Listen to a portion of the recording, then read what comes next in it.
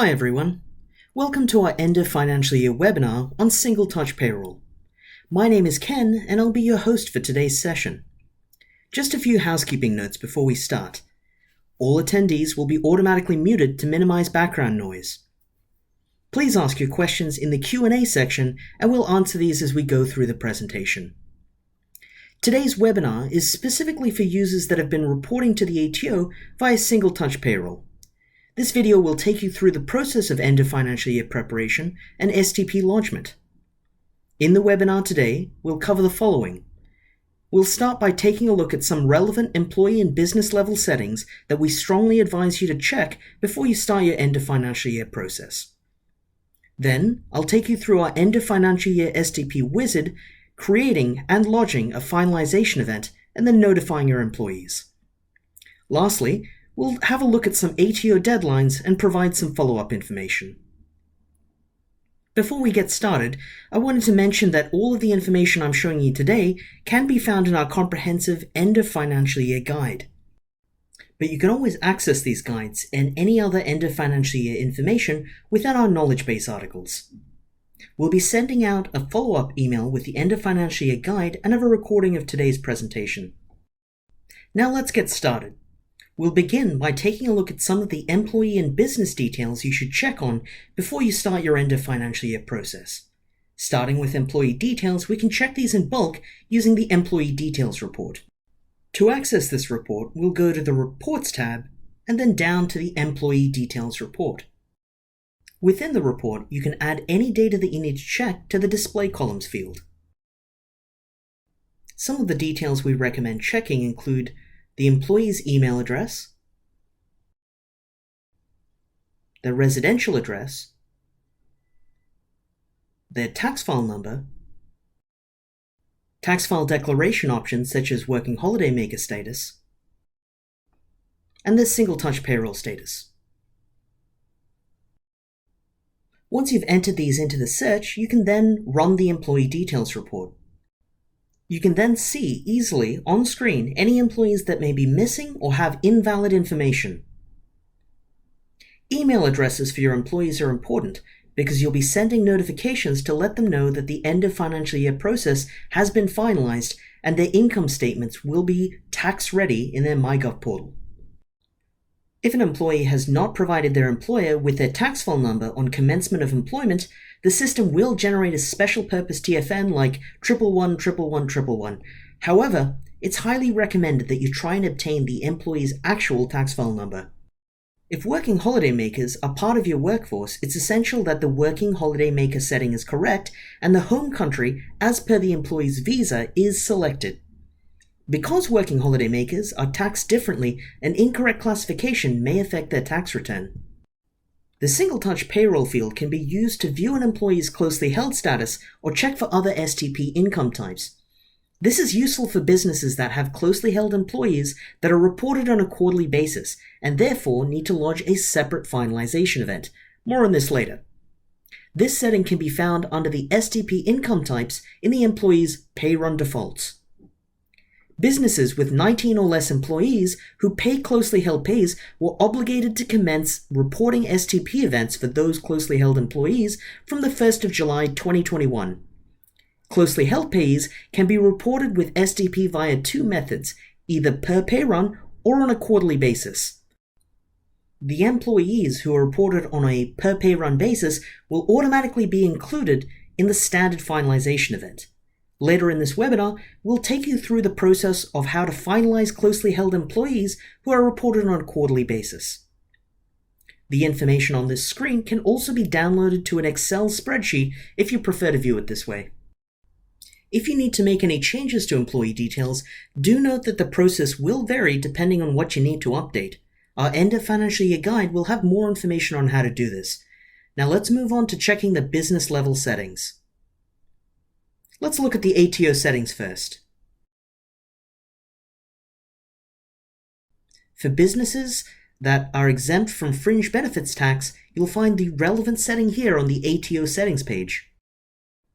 If the exemption applies to your organization, make sure you've selected this option. The FBT exemption can also be set at an employing entity level. If any of your employing entities are exempt, you'll need to go into Employing Entities and configure them. Let's take a look now.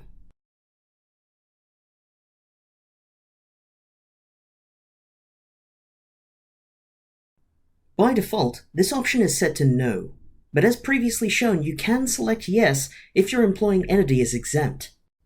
It's important to ensure that your fringe benefit tax settings are set up correctly because they will determine whether the reportable fringe benefit amounts for each employee is declared as tax-free or taxable in their income statement.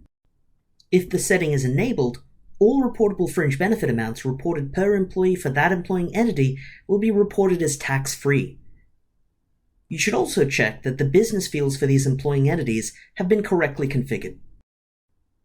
Another point to mention is that from July 1st, 2013 to 2025, super guarantee rates will increase gradually from 9% to 12%.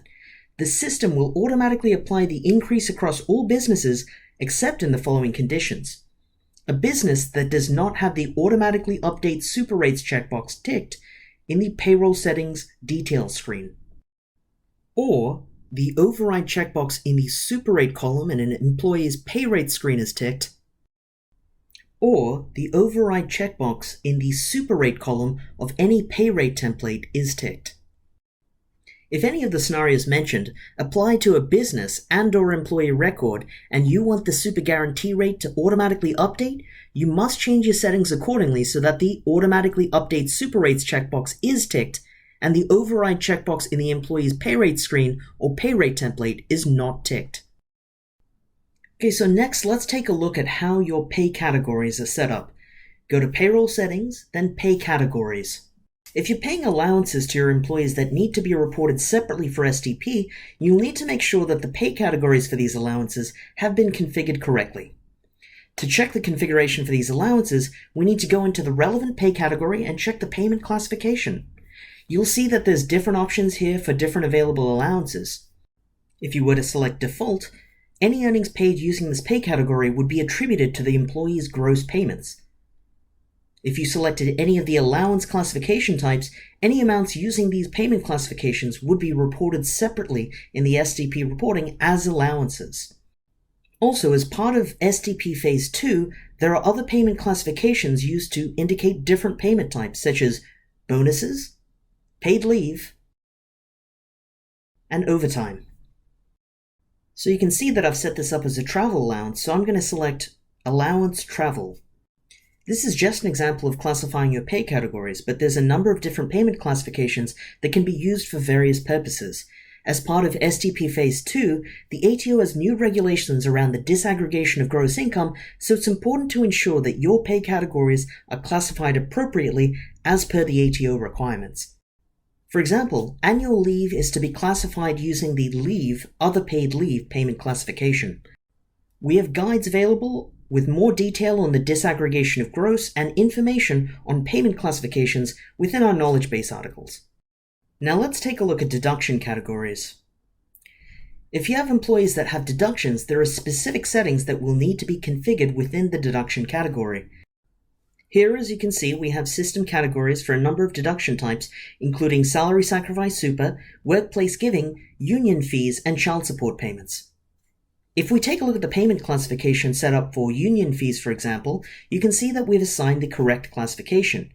This setting will ensure that the deductions are being identified separately. If you use our system deduction category for salary sacrifice super, then the correct classification will be assigned and the payment method is locked to be paid to a super fund. There have also been some recent changes regarding salary sacrificed amounts as part of SDP Phase 2. In SDP Phase 1, salary sacrificed amounts were not actually required to be reported. Instead, an employee's gross amount was reduced by any salary sacrificed amount, and it was that post-sacrifice gross amount that was then reported through SDP. Reporting salary sacrifice separately is a new requirement that was introduced in SDP Phase 2, which means that the gross amount reported will still be the pre-sacrificed amount. Let's take a look at an example of a correctly set up salary sacrifice super payment in this pay run. You'll notice that the method selected is to a super fund and that the employee's super fund has also been applied. The end of financial year guide has instructions on how to identify if reportable employer super contributions have been set up correctly and how to fix it if required. Okay, so the next thing we're going to take a look at is pay runs. If we go back to the payroll dashboard and then down to the pay runs tab, we need to make sure that all of the pay runs for the financial year we're about to process have been finalized. Any unfinalized pay runs will be displayed at the top of the list here. It's important to note that any data from an unfinalized pay run will not be included in your STP reporting, including your finalization. So make sure that any relevant pay runs have been finalized. So you can see I've got one here that it's not finalized. So we'll click on that pay run, and then we'll go ahead and finalize the pay run.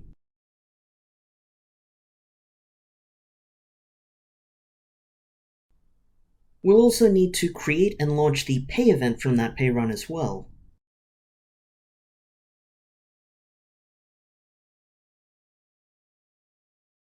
So while that pay event is being submitted, we'll go back to the pay runs list. Another quick thing to note while we're looking at the pay runs is the paid date of a pay run. You need to be aware that the paid date of any pay run is the date that is used to determine the financial year that the information within that pay run is attributed to. This is a handy tip if there are any discrepancies when you're reconciling your end of financial year figures. You need to make sure that the paid date of the pay runs that you're reconciling fall within the correct financial year. Now that we've covered off the relevant business and employee level settings in the system, we can go ahead and create the finalization event. To access the finalization event wizard, we can go to the Reports tab and then select Single Touch Payroll. You can see that all of the previous pay events and update events listed for the relevant financial year are displayed here. And then to start the finalization, all you need to do is select the Start Finalization Process option in the top right-hand corner. This will start the finalization wizard. The wizard requires you to complete a number of steps, making sure that you review all of the information that populates each step as you progress through the wizard. The first step is to select the financial year which you wish to process the finalization for. Here, you can see that it defaults to the current financial year. Then you can select the pay schedule. If you have multiple pay schedules set up in your payroll file, you'll need to do a finalization event for each of the pay schedules. We'll talk about the All Pay Schedules option in just a moment. Now keep in mind, this only includes pay schedules that are actually assigned to employees as their primary pay schedule. If you have an ad hoc pay schedule set up so that you can pay bonuses or make adjustments, this will not actually need to be finalized if it's not assigned to any employees as their primary pay schedule. So, you can either finalize each pay schedule separately, or you can now select All Pay Schedules to finalize all pay schedules at the same time. However, this option will only be available to businesses with fewer than 2,000 active employees. We'll have more information available in our end of financial year guide and support articles about how to finalize using the All Pay Schedules option.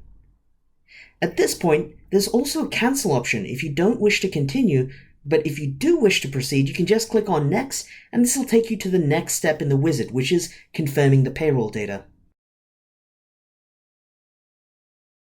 On this page here, you'll need to confirm that all of the pre-populated information is correct. The finalization event will populate with all employees attached to the selected pay schedule that have not been previously marked as is final. You'll find more information about the different scenarios here in our end of financial year guide and our finalization support articles. Even if an employee is not appearing in the finalization event, they'll appear in the Excel year-to-date report for reconciliation purposes. If there are any validation issues in the event, they'll appear at the top here. The validation warning will have the details of what the issue actually is, as well as a link to the area of the system affected by the issue, so you can click on the link and go straight to the page where you need to make the adjustment. If you require any further assistance on the issue, we also have a link here to an article specifically designed for solving these validation issues.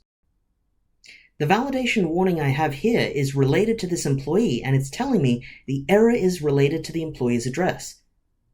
Now, if I select the employee's name, it'll take me directly to the employee details page where I can fix the address.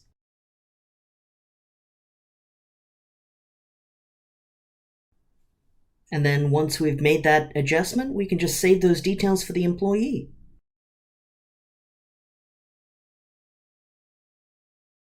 Then, if we go back to the finalization event, I'll need to refresh the information in the event for the change to be applied. To do this, use the Refresh Data option from the Actions menu. You can see that the information's now been updated and the validation warning has disappeared.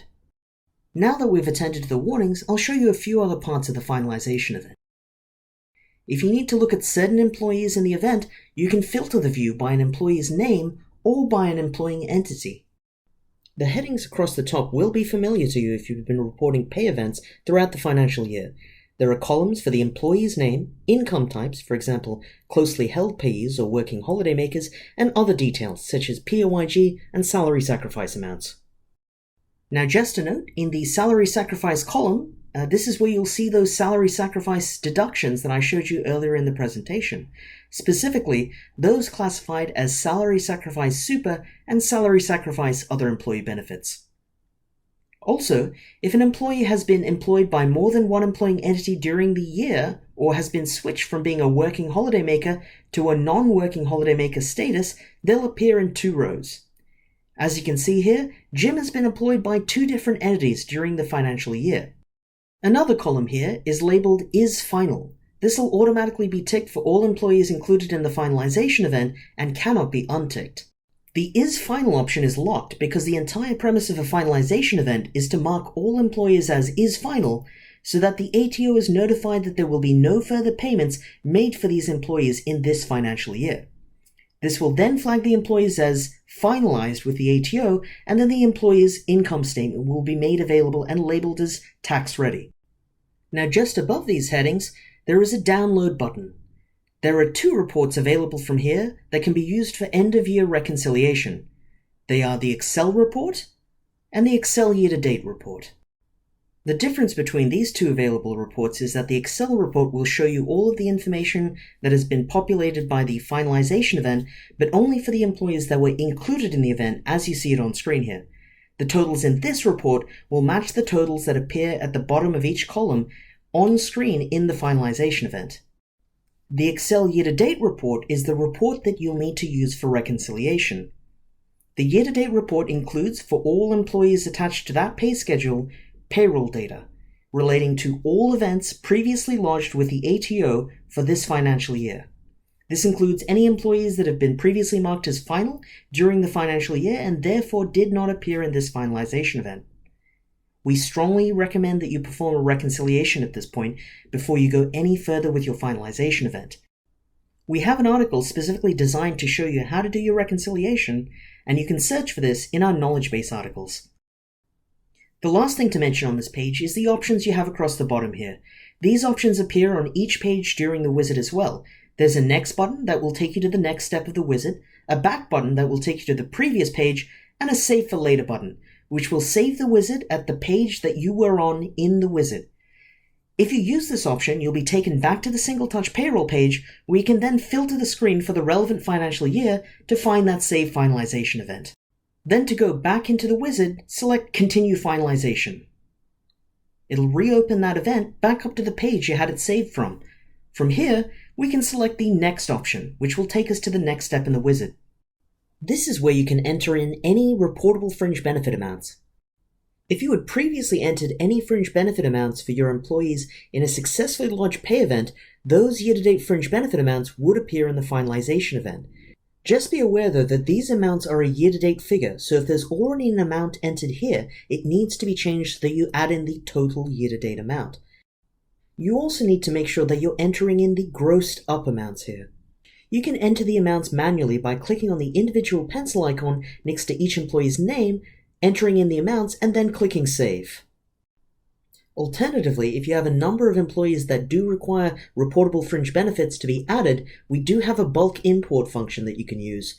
You can use the Export button to export a template, which you can then fill in with the relevant figures and then import back into the system. You can access this function through the Actions menu. You can see here that there are 2 options, which are exporting the template and then importing the data back into the finalization event. So first, we'll select the Export RFBA template option. This will download a copy of the RFBA template in Excel format, which we can fill in with the relevant figures. This is what the spreadsheet will look like. It'll show a list of all of the employees within the finalization event, separated by tabs representing each pay schedule. So let's go ahead and enter the amounts, and then let's save the spreadsheet.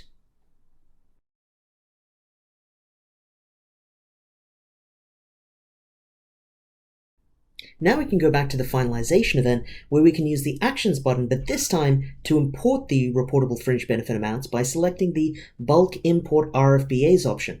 Then we can just select the file. Once the upload is complete, you can see that all of the information has now been populated with these amounts. Once you're finished with the reportable fringe benefit screen, you can just click on the Next button to proceed.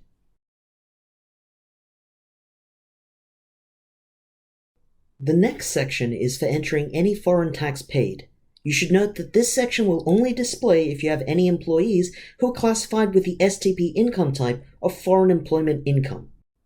If you don't have any foreign employment employees, this step will be skipped. On this screen, you can enter in the amount of foreign tax paid. You should also note that if you try to proceed past this step without entering in any foreign tax, a warning message will appear. So let's enter in a foreign tax amount and then proceed.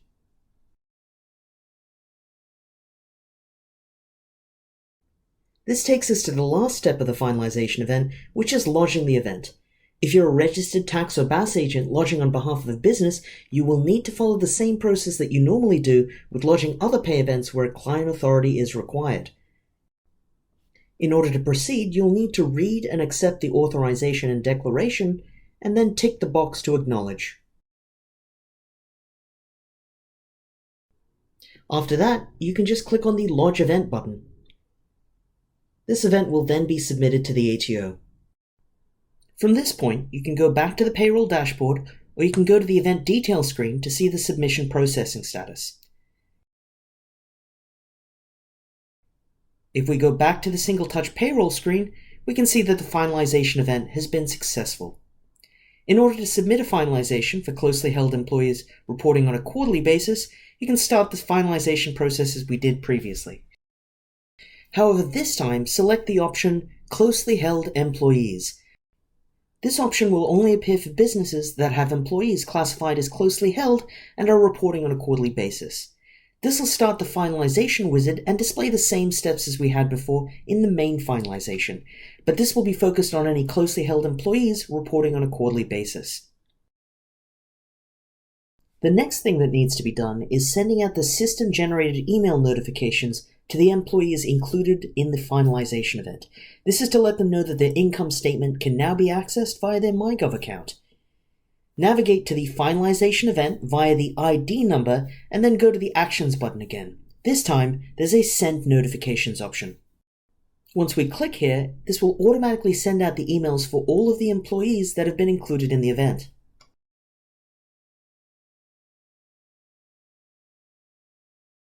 And now you can see on the Lodgement Details tab that all of the notifications have been sent. So what will the notification look like? This is what the notification email will look like, and the body of this email is fixed and cannot be edited or customized in any way. You can see here in the email there's a bit of extra information that will hopefully assist the employees. There's a link to create a MyGov account if they don't already have one. There's a short explanation about not being provided with a payment summary now that their income has been reported directly to the ATO. There's also a link where they can access other general information about how STP has changed the end-of-year process for an employee. I will also just mention a couple of things to note with regards to the employees accessing their income statements. The ATO only makes the income statements available to the employee via their MyGov account, and their employers do not have access to it at all. The income statement will not be available via the Payroll Employee Portal or WorkZone. Previously, employees were able to access their payment summaries from their employee portal, but this is not the case with income statements. If an employee cannot create or access a MyGov account for any reason, they can request their income statement directly from the ATO. Okay, so that's pretty much all that's required to end the financial year using the STP finalization wizard. I'll just go over a few other items that need to be mentioned. The first is deleting a finalization event. If you've created a finalization event in error, it may still be possible to delete it. Note though, you can only delete an event that has not been successfully lodged to the ATO. Once the event has been submitted, there's no longer an option to delete it. I'll show you how to do this with another finalization event for a different business. If you're partway through and realize you've created the event in error, click on the Save for Later option. This will save the event on the Single Touch Payroll page. Now back on that page, if we open the event via the event number as opposed to the continual finalization label, you can see the option to delete the event. And then you can see that the event has been deleted. The next thing I'll show you is how to create an amended finalization event. If you've already successfully lodged your finalization event and then found something that needed to be changed, you can make the adjustment, but then, in order to update the end of financial year totals with the ATO, you will need to lodge an amended finalization event. To do this, from the Single Touch Payroll page, you'll see a drop-down arrow next to the Start Finalization Process button. This will create an amended finalization event. This process is very similar to the finalization event that we just covered. First, you'll need to select the financial year and the pay schedule. Then, you'll see a different option appear which will allow you to select the employees that you'd like to include in the amended event. The event will default to include all of the employees that are attached to the pay schedule that you've selected, or alternatively, you can select the drop-down menu and select specific employees. So if you only need to submit an amended event for a few employees, you can select them from the list and only those employees will populate the event. You can then select Next to proceed with the amended finalization event. From here, the process is exactly the same as the finalization event.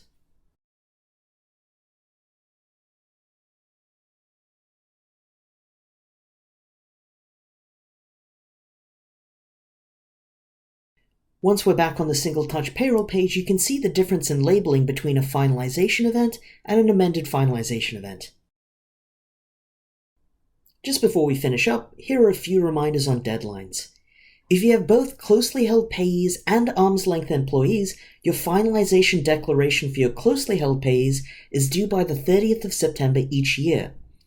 You must still make a finalization declaration for your arm's length employees by the 14th of July. If you have only closely held payees, you have until the due date of the closely held payee's individual income tax return to make a finalization declaration for a closely held payee. If you think you'll need more time, please contact the ATO directly. Please note that WPN holders will continue to be exempt from STP reporting until the 1st of July 2023. However, if you are a WPN holder and want to start reporting earlier than the 1st of July 2023, you will need to use a registered tax or BAS agent to do it on your behalf. This is because the ATO currently does not support electronic lodgements directly from WPN holders. A recording of this video will be uploaded to our YouTube channel, and we'll also be sending out a follow-up email to everyone that has attended today. This will include a recording of the presentation, as well as our end of financial year STP guide. This concludes our presentation. We'll stay online for another 5 or 10 minutes to answer any further questions you may have. Just a reminder to pop those in the Q&A section. Thanks for joining us.